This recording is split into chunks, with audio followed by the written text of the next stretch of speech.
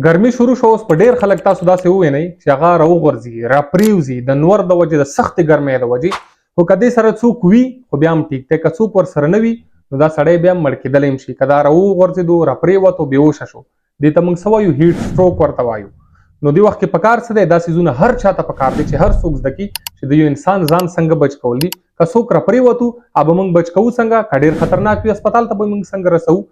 هیټ سټروک یو داسې شی دی ګوره زموږ دماغو کې خدای پاک یو داسې کنیکشن یو داسې سیستم لګولی دی چې کله ډېره یخني وي که نه نو هغه سیستم څه کوي زموږ بدن چې کوم دی ډېر یخېدو ته نه پرېږدي بالکل مینټین یې ساتي که ډېره ګرمي وي نو ډېر ګرمېدو ته نه پرېږدي دې وخت کې کېږي دا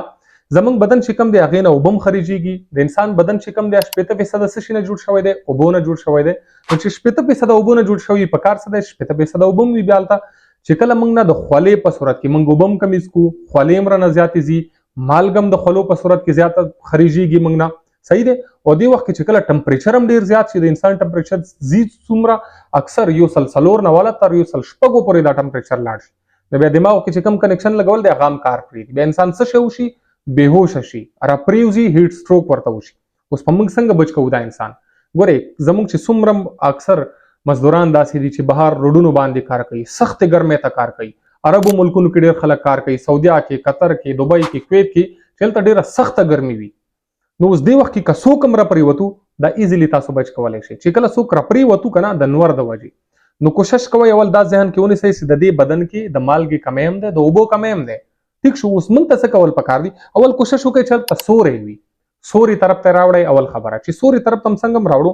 جورابې بوټان کمیس بنین چې څومره هم څیزونه دي هغې وباسئ صرف چې کوم 70 ځای دی هغه یې پټ کړئ نور هر یو شی یې وباسئ سوري ته یې کېدئ نو دې څه به څه وشي چې د دې چې کوم ټمپریچر دی د بډۍ د بدن چې کوم ټمپریچر دی به نورمل شي ورو ورو به په راکمېدو شروع شي دویمه خبره اوبه پې واچوئ خپو باندې هم اوبه پې واچوئ لاسونو باندې هم اوبه پې واچوئ کپړه ورته لمده کوئ څټ باندې مخ باندې سینې باندې څومره هم ځایونه چې لمدولی شئ دا لمد کوئ او هغې نه بغیر چې لږ هم سترګې وغړېدې کوشش وکړئ چې اوبه ورکړئ څومره زیاتې اوبه ورکولی شئ اوبه چې څنګه ولې دې وخت کې د اوبو کمی وي اکثر خو که بیا هم اوبه هم ورکړي تاسو رسایډ ته هم شو رټیک هم شو کېنستو خو بیا هم چکر پې راځي ټیک نه دی نو بیا چې څومره هم که څوک هسپتال کې کار کوي هغې ته هم زه دا وایم چې دې خلکو ته بیا د ګولیانو یا دوایانو دې څیزونو ضرورت نشته یو سمپل نورمل سلاین یا رینګر لیکټیټ ورته لګول پکار دي چې دا کم ډیهایډریټ شوی دی کم اوبو کمی دی دې ته د مالګې کمی دی هغه پوره شي هغې نه پس په دا انسان بالکل بیا ټیک ټاک شي ولې چې اکثر وي داسې چې څومره خلک اکثر د سراګانو کې مړه شي که نه نو هغه د خوراک د وجې یا د هوا د وجې نه وي مړه شوي هغه د اوبو د وجې مړه شوي وي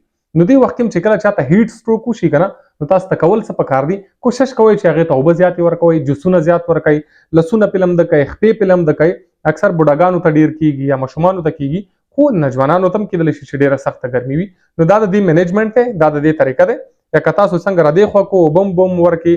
لاسونه هم پې لمده کو سر هم پې لوند کو بالکل ټیک ټاک شو هغې نه پس هېڅ سوچ هم دې ته نه وي کول پکار دا د دې طریقه دی هر چاته پکار دی چې د وړو وړو څو څیزونه دي دا زده کول پکار دي مهرباني